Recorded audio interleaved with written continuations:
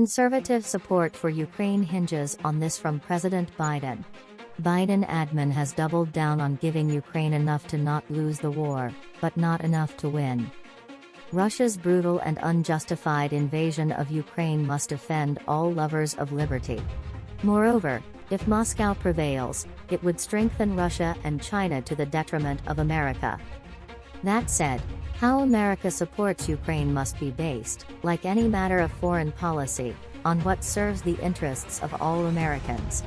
No policy should get a blank check, and support for Ukraine is no exception. When Russia first invaded, we laid down 4 markers for President Biden to follow if he wants to maintain bipartisan support for U.S. engagement in Ukraine. So far, they've been uniformly ignored by the White House.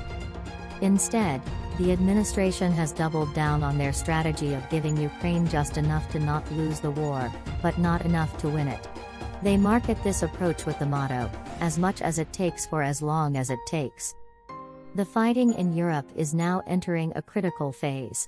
If Biden is truly interested in protecting America's interests, he will take steps now to deliver assistance to Ukraine that conservatives can support. Here, again, are the markers. Number 1.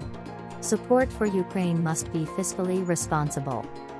Biden has made support for Ukraine contingent on congressional approval of a multi-trillion-dollar hike in discretionary domestic spending. Those completely unrelated spending increases are symptomatic of the massive prodigal spending that has driven U.S. debt to unsustainable levels, fueled inflation and retarded the post-COVID economic recovery. This must stop.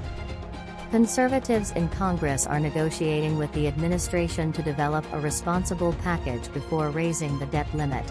Moreover, future Ukraine aid should be addressed in standalone legislation, not held hostage to an extravagant, partisan domestic agenda.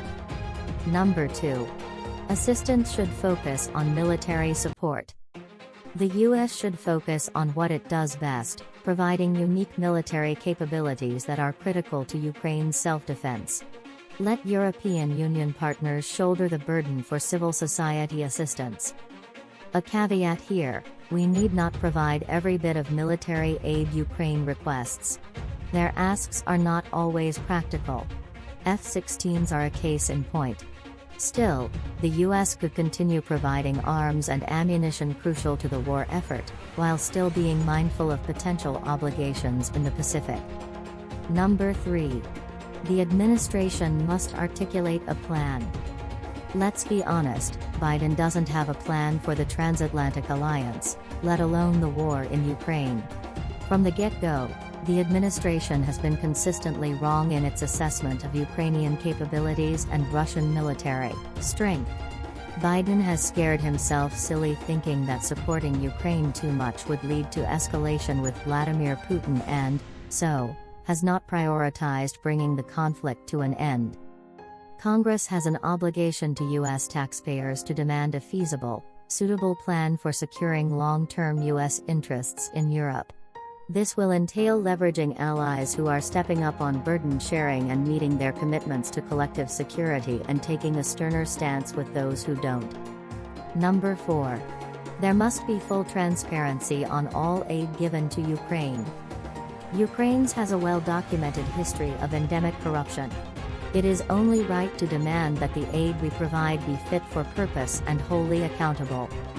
The appointment of a special inspector general is one way to assure the necessary oversight. The Senate recently voted down a proposal to do so, but a similar provision has been proposed for inclusion in the National Defense Authorization Act. Not only is accountability owed to every taxpayer, it is also crucial to the effectiveness of U.S. aid. No dollar is worth spending if it doesn't get to the right place to do the right thing, and thus far Kyiv has resisted giving assurances that no U.S. aid funds will be used to support reconstruction contracts with state-owned Chinese companies or to free up other monies for that purpose. After 14 horrific months of Putin's 3-day war, many Americans are justifiably focused on when and how the war will end. But President Biden and Congress must focus on something even more important: how do we ensure the war ends on terms that protect U.S. national security interests?